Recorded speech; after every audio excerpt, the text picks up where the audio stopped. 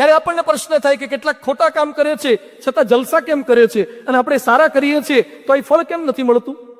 પાછો આપણને પ્રશ્ન હોય છે કે આપણે સારા વર્તીએ, આપણે નિયમ પાળીએ, મંદિરમાં જઈએ, લાંચ ન લઈએ, ભ્રષ્ટાચાર ન કરીએ, દારૂ ન પીએ, વ્યભિચાર ન કરીએ, માંસાહાર ન કરીએ તો એ દુઃખી, અને કેટલાક દારૂ પીનારા જલસા કરે, માંસાહાર ખાનાર જલસા કરે. કેમ આવું છે? યાદ રાખજો, કર્મનો સિદ્ધાંત સમજજો.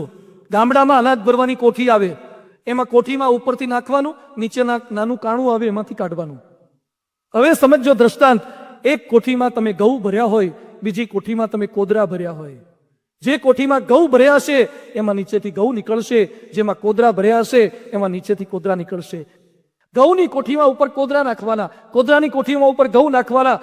જ્યાં સુધી ઘઉં પૂરા નહીં થાય ત્યાં સુધી કોદરા નહીં નીકળે, અને જ્યાં સુધી કોદરા પૂરા નહીં થાય ત્યાં સુધી ઘઉં નહીં નીકળે. જે લોકો ખોટા કામ કરવા છતાં પણ જલસા કરે છે, સમજજો કે એને ઘઉંની કોઠી જાજી ભરેલી છે, ઉપર કોદરા શરૂ થાય એટલી વાર છે. એને ઘઉં પૂરા થવા દો, કોદરા શરૂ થશે જ. અને આપણે સારા કામ કરીએ છીએ છતાં જે સુખ નથી મળતું, સમજ્યો કે આપણે ગયા જન્મના કોદરા પૂરા થાય એટલી વાર છે. આ જન્મના ઘઉંનો સ્ટોક હવે શરૂ થવાનો જ છે. તમે લોટ દળાવા જાઓ, ઘઉં દળાવા જાઓ, એમાં એક કોકલો આગનાનું ઘાણ હોય, એ થોડું નથી આવતું? એ ઘંટી વાળો વિચાર કરીને પ્લાનિંગ કરે છે. એમ આપણે જે કર્મ કર્યા છે એનું ફળ આપણને સૌ કોઈને પ્રાપ્ત થાય જ છે. યાદ રાખજો, ભગવાનના દરબારમાં દેર પણ નથી અને અંધેર પણ નથી. ભગવાન દરેકને એનું ફળ આપે જ છે. ચીટી કે પાઉં में झांझर बजता है वो भी मेरो साहिब सुनता है. ભગવાન દરેકનું ફળ આપે છે.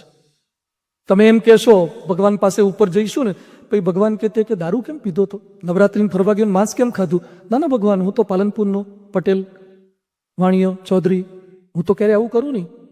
હું જ્ઞાતિનું નામ નથી લેતો, ખાલી દ્રષ્ટાંત તરીકે કહું છું. ભગવાન પાસે જઈને આપણે ગપ્પા મારશું ને કે મેં આવું નહોતું કર્યું, તો ભગવાન કે કાઢ ડીવીડી પ્લેયર, અને ડીવીડી નંબર 3 ટેક નંબર 5 ખોલ, પ્રોગ્રામ કર્યા તક નહીં. જેટલા પ્રોગ્રામ કર્યા છે ને, તમે મોબાઈલમાં કોકને ખોટા મેસેજ કર્યા પછી, વોટ્સએપ કર્યા પછી, કોલ કર્યા પછી તમે તમારી હિસ્ટ્રી, મોબાઈલની હિસ્ટ્રી ડિલીટ કરી શકો, સર્વરની હિસ્ટ્રી ડિલીટ તમારા હાથમાં નથી. સમજજો, તમે મોબાઈલમાંથી હિસ્ટ્રી ડિલીટ કરી શકો, સર્વરમાંથી ડિલીટ ના કરી શકો. તમે અહીંયા કંઈક આગુ પાછું કર્યું હોય અને પાણી જોડીને કોઈને ખબર ના પડે એમ કરી શકો, પણ ભગવાનના સર્વરમાં ફિટ થઈ ગયું છે. તમે કેટલા પાપ કર્યા અને કેટલા પુણ્ય કર્યા એ ડિલીટ કરવું આપણા હાથમાં નથી. ભગવાન ફળ આપશે જ, ભોગવવું જ પડે. અત્યારે સભામાં બધા કેટલા શાંતિથી બેઠા છો, કેટલા સરસ રીતે, અને કોઈને ઉતાવળ નથી, બધા પ્રેમથી સાંભળો છો. કોઈ ખોટું કરતા નથી, ખોટું વિચારતા નથી, ખોટું બોલતા નથી.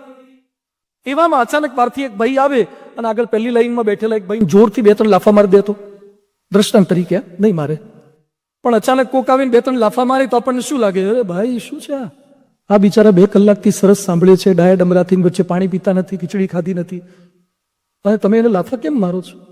આપણને બધાને એમ થાય કે આનો વાંક નથી, માર માર્યો, પણ આપણે એને 2 કલાકથી ઓળખીએ છીએ, પણ બપોરે પેલાને ફટકારીને ડાયો ડમરો થઈને ગોઠવાઈ ગયો હતો, એ આપણને ક્યાં ખબર હતી? આગલા પ્રોગ્રામ ભગવાન જાણે છે.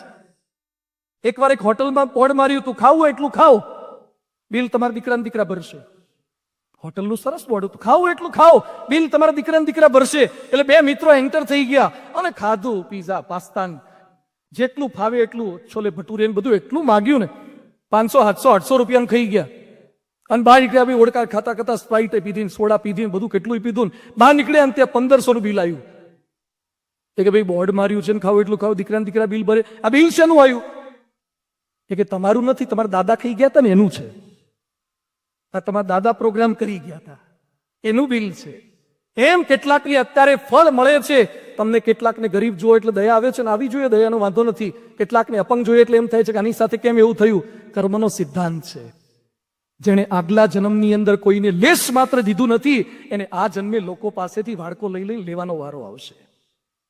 ભગવાન ભલભલાનું યાદ રાખે છે, કર્મનો સિદ્ધાંત ખોટો નથી. દશરથ રાજાએ શ્રવણનો વધ કર્યો અને શ્રવણના માતા પિતા બોલ્યા હતા, અમારો એકનો એક દીકરો છે, છતાં તે અમારી વૃદ્ધાવસ્થા બગાડી, અમારા અંતિમ સમયમાં અમને પાણી પાનાર એક દીકરો પણ તે રાખ્યો નહીં. જા, તારા અંતિમ સમયમાં એક દીકરો પણ તારી સાથે નહીં હોય.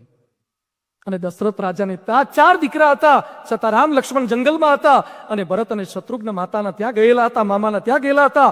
4 દીકરા હોવા છતાં એક પણ દીકરો સાથે નહોતો. કેમ? કર્મનો સિદ્ધાંત, એમાંથી છટકી નહીં શકાય. એટલે લાંચ લેતા પહેલા, દુરાચાર કરતા પહેલા, ભ્રષ્ટાચાર કરતા પહેલા થોડોક આનો વિચાર કરજો. કોઈએ ક્યારેય બોલવું નહીં કે ભગવાન કેમ દુઃખ આપે છે. ભગવાન જે કંઈ કરે છે સારું કરે છે. ઉનાળાની સિઝન હતી અને એક ભાઈ ચાલતા ચાલતા નીકળ્યા છે કે એક ગામડાનો માણસ, શહેરનો માણસ, અને પછી એક જગ્યાએ નદી કિનારે તળબૂચના વેલા જોયા. સરસ મજાના કલિંગર તળબૂચ, અને આ તળબૂચની સિઝન છે. મોટા મોટા તળબૂચ, વજનદાર તળબૂચ, 2-2 કિલોના, 3-3, 4-4, 5-10 કિલોના તળબૂચ, અને વેલા જોયા તો નાના નાના પટલા પટલા વેલા. એટલે આ શું બોલ્યો, ભગવાન ખરા છે યાર. આવડા મોટા તળબૂચ અને એના પટલા પટલા વેલા, અને આવડો મોટો વડલો અને એમાં આવડા આવડા ટેટા. તળબૂચ તો વડલા પર હોવા જોઈએ અને ટેટા તો વેલા પર હોવા જોઈએ.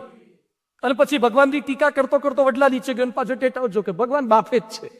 આવડો મોટો વડલો ને આવડું નાનું નાનું ટેટું મૂક્યું, અને એવામાં વર્ષ પેલો વૈશાખી વાયરો આવ્યો, પવન આવ્યો, અને એ તો સૂતો તો અચાનક એક ટેટું હેઠું પડ્યું અને કપાળમાં પડ્યું અને તમરાઈ ગયું એવું થયું. અને તરત બોલ્યો ભગવાન જે કંઈ કરે સારું કરે છે. જો ઉપર તળબૂચ હોત તો મરી જાત.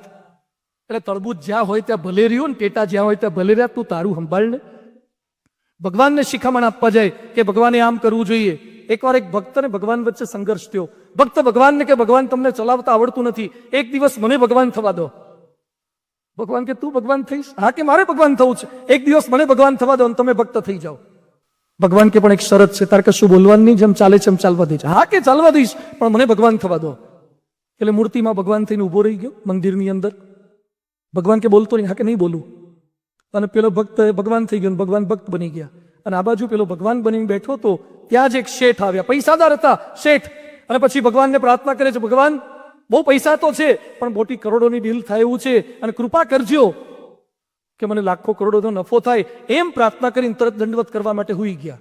દંડવત કર્યા ભગવાનના ચરણોમાં. જેવા દંડવત કર્યા એમનું પાકીટ નીચે પડી ગયું અને શેઠ ઉભા થઈ ગયા. શેઠને ખબર ના રહી, પાકીટ તરી ગયું. શેઠ તો જવા લાગ્યા. એટલે પેલા ભક્ત જે ભગવાન બન્યો હતો એ બોલવા ગયો, એ શેઠ તમારું, પણ ભગવાનની શરત હતી, બોલાય નહીં. એટલે મૌન થઈ ગયું. પાકીટ ત્યાંનું ત્યાં પડી રહ્યું.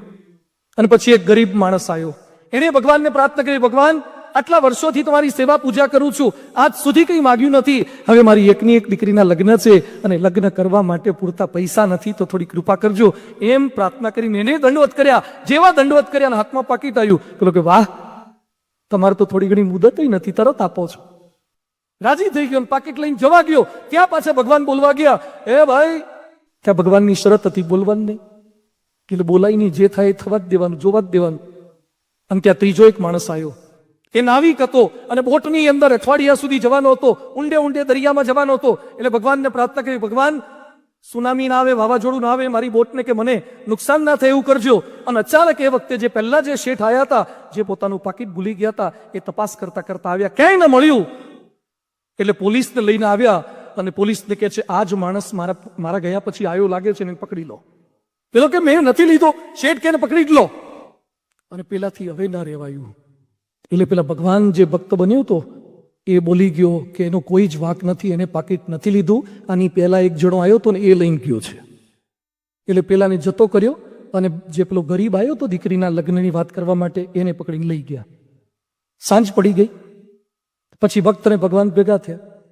ભગવાન કે કેવું રહ્યું તને? એ કે વાત જવા દો. ભગવાન કે બોલ્યો નતો ને? એ કે લગભગ નહોતું બોલવું, પણ બોલવું પડ્યું. અલા તને ના પાડી હતી બોલ્યો કેમ? પણ પ્રોબ્લેમ થાય એવો હતો, બોલવું જ પડે. પરિસ્થિતિ કેવી થઈ? શું થયું? એ કે પેલો શેઠ આવ્યો, એનું પાકીટ પડી ગયું તોય હું ના બોલ્યો. પેલો ગરીબ આવ્યો, એનું નહોતું લઈ ગયો તોય ના બોલ્યો. અને પેલો માણસ આવ્યો જેનો વાંક નહોતો, એને જેલમાં પૂરતા હતા, પછી બોલવું તો પડે જ ને.